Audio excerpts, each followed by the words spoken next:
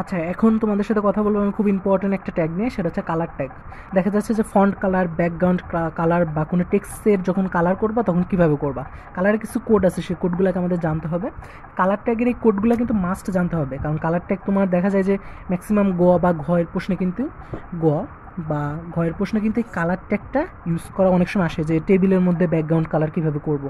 So colour ট্যাগটা তুমি যদি না জানো তাহলে তুমি আসলে ব্যাকগ্রাউন্ড কালার বা যাই বলে সেটা করতে পারবা না।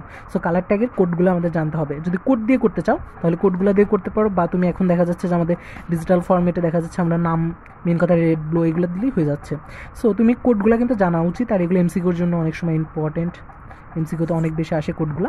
সো কালার ট্যাগের যে কোডগুলো সেটা দেখো। ফার্স্টে রেডের জন্য কী কোড, FF0000। সো সবগুলো কিন্তু 6 ডিজিটের, আর কিন্তু হ্যাশ, এটা হ্যাশ দিয়ে স্টার্ট হবে। সো এই কোডগুলো কিন্তু তোমাদের একটু জানতে হবে, এই কোডগুলো একটু মুখস্থ করতে হবে কালার ট্যাগের। খুব ইজি, এই কয়েকটা আপাতত পড়লেই এনাফ। আর বাকি যেগুলো আছে ওগুলো তুমি দরকার হলে কোড যদি না পারো তাহলে দেখা যায় তুমি নামগুলো দিয়েই করতে পারবা, কোনো সমস্যা না। এখন তুমি কি হলো, ধরো তুমি একটা ওয়েব পেজ সামথিং, এটা আমার হচ্ছে একটা ওয়েব পেজ। এখন এই ওয়েব পেজের মধ্যে তুমি কি করলা, কালার ইউজ করবা। ধরো তুমি এখানে লিখলা তোমার ইজ এ স্টুডেন্ট। সো এইটাকে তুমি এখন কালার করবা, তাহলে কি করবা, আমি এটা একটা কোথায় ইউজ করছি, এটা বডির মধ্যে ইউজ করছি। সো আমি এখানে বডি ট্যাগ দিলাম। আমার কি করতে হবে, এখানে বডির মধ্যে আমাদের কি করতে হবে, বিজি দিতে হবে, বিজি কালারটা ইউজ করতে হবে। বডির মধ্যে আমি বিজি কালার ইউজ করে আমাদের এখানে কি ইউজ করতে হবে, এই বডির মধ্যে যে বিজি কালারটা সেটার কালারের কোডটা ইউজ করতে হবে। কোডটা কত, ধরো আমি সেখানে কালার নিলাম হোয়াইট, তাহলে হচ্ছে 6টা অ্যাপ ইউজ করবো। এখন যদি আমি কি করিস, আমি যদি এটা হোয়াইট আসলে দেখা যাচ্ছে না, জাস্ট আমি বোঝানোর জন্যই করলাম। তুমি ব্ল্যাক নিয়ে করো, তাহলে তুমি 0 ইউজ করবা, 6টা 0। ঠিক আছে, যখন তুমি এটা করে দিবা তাহলে কিন্তু আমাদের কী হয়ে যাচ্ছে, বডি টেক চলে আসতেছে। এখানে বডিটা ক্লোজ করে দাও, তাহলে তুমি কী হচ্ছে, হিজ স্টুডেন্ট এটা একটা কালারে দেখাচ্ছে, সেটা হচ্ছে হোয়াইট, তোমার ব্ল্যাক কালার। যখন তুমি ব্ল্যাক কালারের কোড দিবা তখন এটা দেখা যাবে, ব্ল্যাক কালারে এটা দেখা যাবে।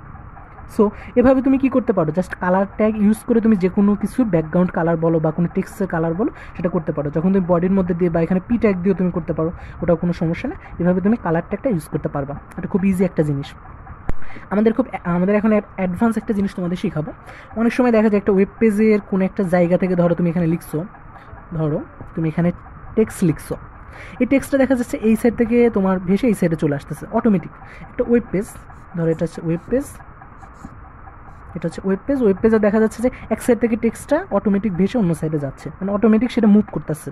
এখন এই কন্টিনিউয়াস যে মুভটা সেটা তুমি ইউজ করতে পারবা, সেটা হচ্ছে মার্কিউ এই ট্যাগ দিয়ে। তুমি যদি এরকম একটা মানে এখানে যদি ইউজ করো, ধরো তুমি মার্কিউ ট্যাগটা ইউজ করলে ট্যাগটা ইউজ করে যদি তুমি এখানে লেখো টেক্সট, তাহলে কি হয়, তুমি এখানে ট্যাগটা ক্লোজ করে দিলা, একটা ক্লোজ করে দিলাম। তাহলে কী হবে, জিনিসটা তুমি করতে পারবে, দেখতে পারো। আসলে ভালো লেখা হচ্ছে না, আমি এই সাইডে একটু লিখি, তাহলে স্পষ্ট লেখা হবে। ধরো আমি এইখানে আমি ধরো হচ্ছে এখানে মার্কেট ট্যাগটা ইউজ করলাম।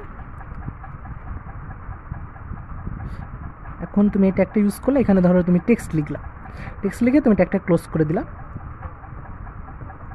ট্যাগটাকে ক্লোজ করে দিলাম।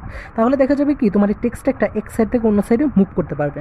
এরকম তুমি যদি কোনো কিছু মুভ করতে চাও, যেরকম একটা ইমেজকে মুভ করতে চাও, তাহলে একটা ইমেজের সাইডে তুমি এই ট্যাগটা দিয়ে দিবা, দ্যাটস ইট, ইমেজটা কী করবে, মুভ করবে।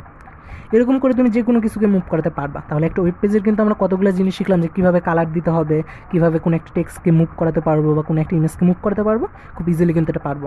সো এগুলো খুবই ইজি জিনিস। দেখা যাচ্ছে যে এক সাইড থেকে টেক্সটটা অটোমেটিক ভেসে অন্য সাইডে যাচ্ছে, মানে অটোমেটিক সেটা মুভ করতেছে। এখন এই কন্টিনিউয়াস যে মুভটা সেটা তুমি ইউজ করতে পারবা, সেটা হচ্ছে মার্কিউ এই ট্যাগ দিয়ে। তুমি যদি এরকম একটা মানে এখানে যদি ইউজ করো, ধরো তুমি মার্কিউ ট্যাগটা ইউজ করলে ট্যাগটা ইউজ করে যদি তুমি এখানে লেখো টেক্সট, তাহলে কি হয়, তুমি এখানে ট্যাগটা ক্লোজ করে দিলা, একটা ক্লোজ করে দিলাম। তাহলে কী হবে, জিনিসটা তুমি করতে পারবে, দেখতে পারো। আসলে ভালো লেখা হচ্ছে না, আমি এই সাইডে একটু লিখি, তাহলে স্পষ্ট লেখা হবে। ধরো আমি এইখানে আমি ধরো হচ্ছে এখানে মার্কেট ট্যাগটা ইউজ করলাম। এখন তুমি এই ট্যাগটা ইউজ করলে এখানে ধরো তুমি টেক্সট লিখলা, টেক্সট লিখে তুমি ট্যাগটা ক্লোজ করে দিলা,